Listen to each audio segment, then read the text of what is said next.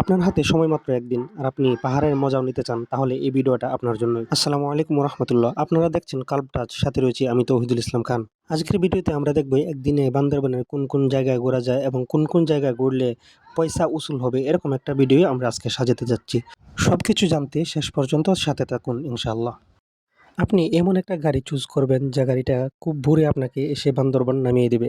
সবথেকে ভালো হয় ৪-৫ জনের কোনো গ্রুপ হলে, বেশি হলেও সমস্যা নেই। গ্রুপ হলে হয় কি, ট্যুরের পয়সাটা উসুল হয়ে যায়। বান্দরবান বাসস্ট্যান্ডে নামার পর সকালের নাস্তা সেখানেই সেরে নেবেন। আশেপাশে অনেক রেস্তোরাঁ পেয়ে যাবেন নাস্তা করার জন্য। সকালে পরোটা পেয়ে যাবেন, আপনি ডিম ভাজি পেয়ে যাবেন।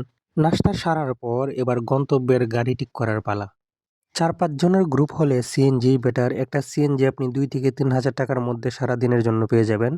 আর এর বেশি মানুষ হলে চাঁদের গাড়ি। চাঁদের গাড়ি ৪ থেকে ৫ হাজার টাকার মতো এরা সারাদিনের জন্য নেবে।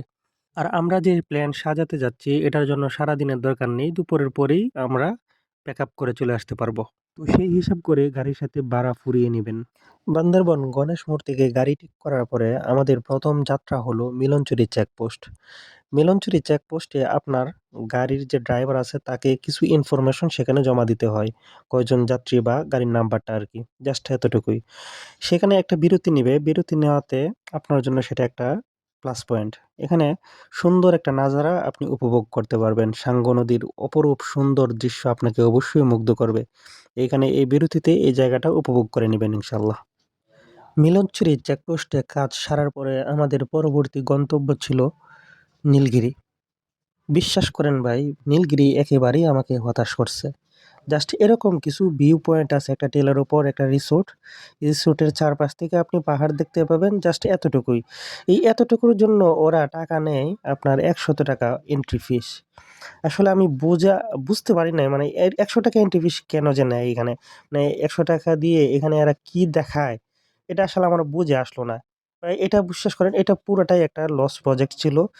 তবে নীলগিরিতে আপনি চাইলে লাঞ্চ করতে পারবেন। এটা পুরোটাই সেনাবাহিনী নিয়ন্ত্রণ করে। ইভেন এখানে ব্যবসাটাও সেনাবাহিনীই করে। এবং চাইলে রিসোর্টে হয়তো রাতও যাপন করতে পারবেন, সে সুবিধাও থেকে থাকতে পারে।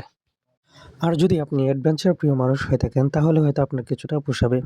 রাস্তা দিয়ে যাবেন, এরকম সুন্দর ভিউ দেখতে পাবেন। আসলে বান্দরবনের সৌন্দর্যই এটা। আপনি যদি রাস্তা দিয়ে যাবেন, যতদূর চোখ যায় ততদূর পাহাড় আর পাহাড়। নির্দিষ্ট কোনো ভিউ পয়েন্ট থেকে দেখতে হবে বিষয়টা এমন না। পুরো বান্দরবনই উপভোগের জায়গা। নীলগিরিতে হালকা লাঞ্চ করার পরে আমাদের ফেরার পালা। আমাদের পরবর্তী গন্তব্য হচ্ছে চিম্বুক পাহাড়। এই হলো চিম্বুক পর্বত। চিম্বুক পর্যটন কেন্দ্রে প্রবেশের জন্য আপনাকে ৳৩০ মূল্যের টিকিট ক্রয় করতে হবে।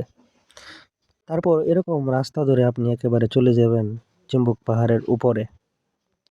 বিশ্বাস করেন ভাই, অল্প সময়ের বান্দরবন ট্যুরের সবচেয়ে বেস্ট ২ টা জায়গার মধ্যে অন্যতম ছিল এই চিম্বুক পাহাড়।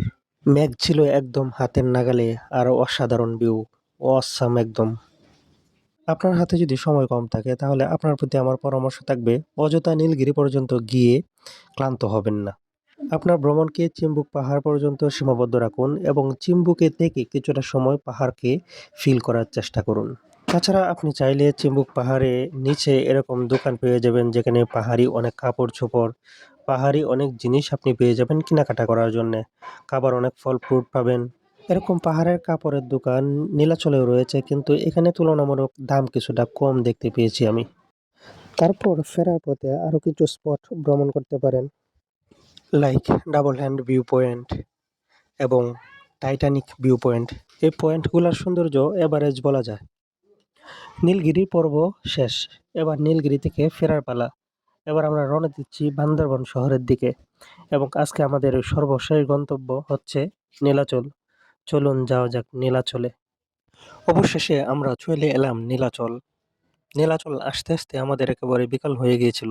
অবশ্য আমাদের প্ল্যানও ছিল যে আমরা সূর্যাস্ত দেখব নীলাচলে। ঠিক বিকাল ৪টার দিকে আমরা নীলাচলে এসে পৌঁছালাম। তো আজকে সারাদিন বান্দরবন ঘুরে যে জায়গাগুলোকে সবচেয়ে সেরা পেয়েছি তার মধ্যে অন্যতম হলো এই নীলাচল। নীলাচলের সৌন্দর্য অবশ্যই আপনাকে মুগ্ধ করবে। আপনি অভিভূত হয়ে যাবেন ইনশাআল্লাহ। আর এদিকে দেখুন সূর্য মামাও লুকানোর প্রস্তুতি নিচ্ছে। নীলাচলের এই ভিউ পয়েন্ট থেকে আপনি বান্দরবান শহরও দেখতে পাবেন। চারপাশ থেকে পাহাড়ে ঘেরা ছোট্ট শহর বান্দরবন এবং পিছনে ওই দেখা যাচ্ছে সাঙ্গু নদী।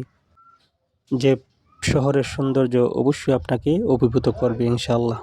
তাছাড়া কেনাকাটা করার জন্য আপনি নীলাচলে এদিকে অনেক মার্কেট পেয়ে যাবেন। পাহাড় রিলেটেড জিনিসপত্র আপনি পেয়ে যাবেন কেনাকাটা করার জন্য। দরদাম করে আপনি আপনার পছন্দ মতো জিনিস কিনে নিতে পারেন।